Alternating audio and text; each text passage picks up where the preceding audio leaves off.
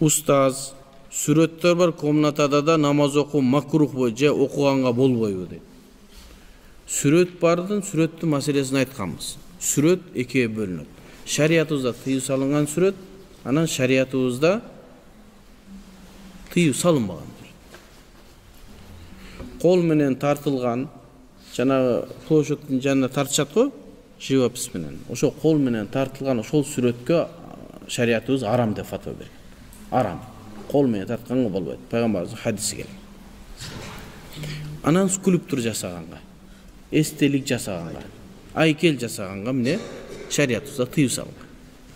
Анан фотоаппарат менен тартылган сүрөттөр жакшы эмес.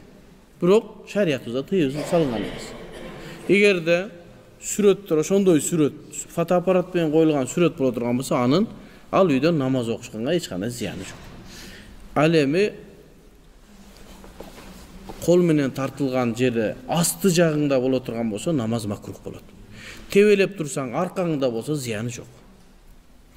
Эми бирөө айтат,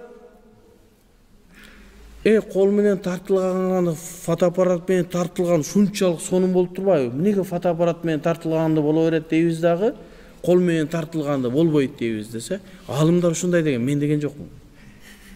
Алымдар ушинтип фатва берген. Кол менен тартылган кандай эле сен бир сүрөттү тартып, Аллах Тааланын бир сыпаты менен сыпатталып атасың да жаратып атасың бир нерсени. Кээ бирлер бирөөнү карап туруп тартат, кээ бирлер өзү ойлонуп бир кыз тартат. Ал деген нерсе өзү жаратканга окшош болот. Ошон үчүн кыяматка барганда жан киргиз деген сурак ошон үчүн болот. Мындан 100 жылга жакын мурда Египетте Мухаммад Бахит ал-Мути'i деген муфтий болгон. Ханафи алым. Ошол киши фатва берген. Фотоаппарат менен тарткан сүрөт менен кол менен тарткан экөө эки башка. Анан жана маскапсыз да айырмалабайт алчы. Мына жерде намаз окуп атасың, астынан өтө, аны айырмалабаган сүрөт, эки сүрөттү айырмасын каяктан билет. Биринчиси кол менен тартылып, ага кадимкидей жаратууга окшогон болду. Ал фотоаппарат деген нерсе болгон көлөкөнү гана сага сактап берип атат. Ошон үчүн экөөнүн айырмасы асман менен жердей. Сууну карасаңыз, өзүңүздү көрсөңүз болот, Ушул арам-барам эмес, сууну карабаш керек. Мен сүрөтүм чыгып калып атат деп. Ошондой эле күзгүнү карасаңыз өзүңүз көрүп атпайсызбы? Туунук сонун болбу? Кол менен тартылгандан жакшы. Зыяны жок.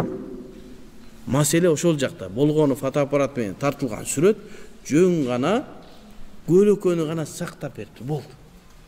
Ал эми жанагы кадимкидей бир нерсени жаратканга аракет кылат. Ошол себептен эмне арам деп айтылат. Сүрөт маселесинде жандууларга гана кирет. Ат, эшек, адам, ал эми үйдү тартса, тоону тартса, көлдү тартса сонун болот. Меккени тартсын, мешитти тартсын, сонун үйгө илип коебуз иншалла. Бизде тыюу салынып аткан нерсе эмне? Адамдын сөлөкөтүн же болсо жандуунун.